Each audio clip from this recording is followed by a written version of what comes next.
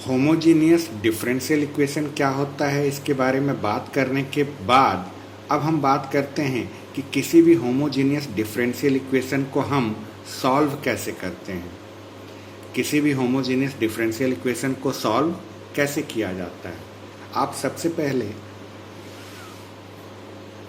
इस चीज़ को समझ लीजिए कि ये जो मेथड हम अभी बात करने वाले हैं वो तभी एप्लीकेबल होगा जब आपका डिफरेंशियल इक्वेशन होमोजीनियस हो। क्वेश्चन में अलग से आपको ये नहीं लिखा जाएगा कि आपका ये क्वेश्चन जो है होमोजीनियस डिफरेंशियल इक्वेशन है। वो आपको देखकर खुद समझना रहता है कि हाँ, हमारा ये क्वेश्चन होमोजीनियस डिफरेंशियल इक्वेशन है या नहीं है। कई सारे क्वेश्चन में तो डायरेक्टली आपसे पूछा जाएगा कि आप पहले बताइए कि ये होमोजीनियस है और फिर उसे सॉल्व करने बोला जाएगा। तो किसी भी फंक्शन को होमोजीनियस डिफरेंशियल इक्वेशन फंक्शन बताने के लिए प्रोसेस बस एक सिंपल सा रहता है कि आपका जो भी ओरिजिनल फंक्शन है उस ओरिजिनल फंक्शन में x की जगह पर लेमडा x और y की जगह पर लेमडा y पुट करके सॉल्व करिए और लेमडा की कोई भी पावर जो है कॉमन आएगी। कॉमन आने के बाद आपका ओरिजिनल फंक्शन आना चाहिए। अगर ऐसा हो गया तो हम इस बात को कहते हैं कि वो फंक्शन हमारा होमोजीनियस डिफरेंशियल इक्वेशन फंक्शन है और लेमडा की पावर जो रहेगी वही उसकी डिग्री बनती है। एक बार जब आपको पता चल गया कि आपका differential equation homogeneous differential equation है तो सॉल्व करने का प्रोसेस बिल्कुल आसान सा प्रोसेस है। कुछ छोटे छोटे स्टेप्स हैं, उन छोटे छोटे स्टेप्स को आप पूरा करते चले जाइए, आपका होमोजेनियस डिफरेंशियल इक्वेशन बड़े आराम से सॉल्व हो जाएगा।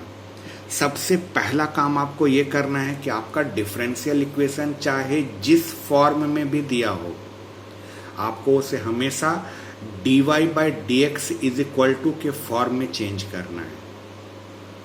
आपका होमोजीनियस डिफरेंशियल इक्वेशन चाहे जिस फॉर्म में भी गिवन हो, आपको उसे हमेशा dy/dx के फॉर्म में चेंज करना है।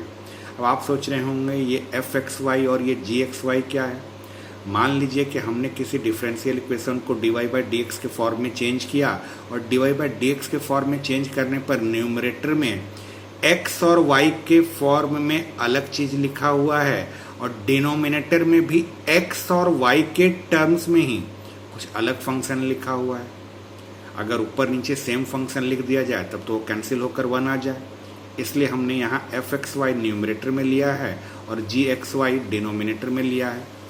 fxy कहने का मतलब कि न्यूमरेटर में जो हमारे पास फंक्शन है उसमें x और y दोनों का यूज हुआ है, डिनोमिनेटर में भी x और y का यूज हुआ है।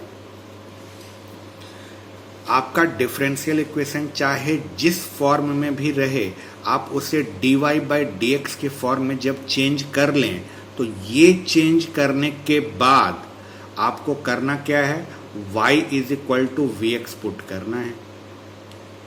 y is equal to vx put करके जब आप इसे डिफरेंशिएट करके dy/dx की वैल्यू निकालेंगे, यहाँ पर सोचिए, जब हम इंटीग्रेशन चैप्टर पढ़ा करते थे तो इंटीग्रेशन चैप्टर में जब कभी भी हम किसी चीज़ को लेट किया करते थे तो उसे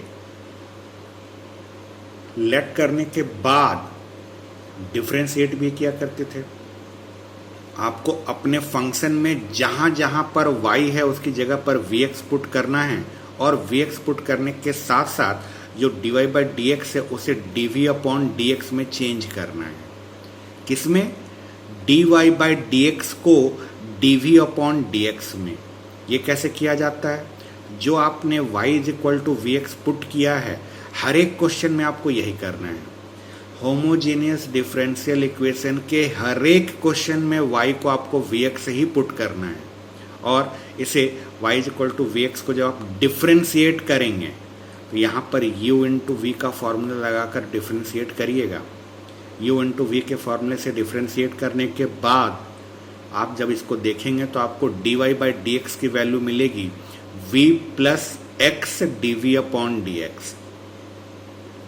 dy/dx की जगह पर हमारे पास मिलेगा v प्लस x dv/dx। आपको करना कुछ नहीं है, अपने फंक्शन में y is equal to vx put कर देना है और dy/dx की जगह पर v plus x d by d x put कर देना है। इसके बाद राइट हैंड साइड वाला जो आपका पोर्शन है, इस राइट हैंड साइड वाले में देखिएगा x का टर्म कैंसिल होगा, हमेशा होगा। x का टर्म यहाँ पर कैंसिल होगा। आप राइट हैंड साइड से x के टर्म को कैंसिल करने के बाद राइट हैंड साइड में अगर कोई भी v वाला टर्म है तो उसको लेफ्ट हैंड साइड में शिफ्ट कर दीजिए, और लेफ्ट हैंड साइड में अगर कोई x वाला टर्म है तो उसे राइट हैंड में शिफ्ट कर दें। v को राइट हैंड में भी किया जा सकता है तो x को लेफ्ट हैंड में शिफ्ट करेंगे, और अगर v को हम लेफ्ट हैंड में शिफ्ट करते हैं तो x को हम राइट हैंड में शिफ्ट करेंगे।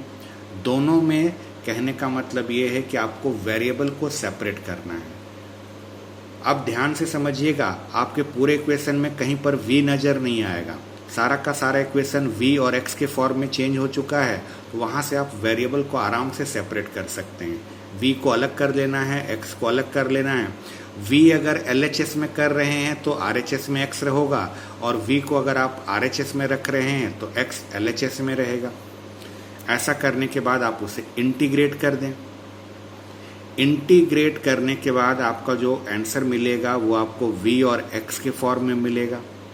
अब v की जगह पर y अपॉन एक्स पुट कर दें। तो आप सोचेंगे ये कहाँ से आया, हमने y की जगह पर vx पुट किया था, तो v की जगह पर y अपॉन एक्स पुट करेंगे, और y अपॉन एक्स पुट करने के बाद जब उसे सॉल्व करेंगे तो वही हमारा फाइनल आंसर बनेगा। v की जगह पर y अपॉन एक्स रखकर उसे सॉल्व कर दीजिए, जो आएगा वही आपका फाइनल आंसर होगा, और वो फाइनल आंसर आपका x और y के टर्म में होगा। यही प्रोसेस है, यही मेथड है किसी भी होमोजीनियस डिफरेंशियल इक्वेशन को सॉल्व करने का। दुनिया के जितने भी होमोजीनियस डिफरेंशियल इक्वेशन हैं उसे सॉल्व करने के लिए हम y is equal to v x को पुट करेंगे, और d y by d x को हम v plus x d v upon d x put करते हैं। इसी मेथड से सारे differential equation homogeneous differential equation को सॉल्व करने का बस यही एक तरीका होता है।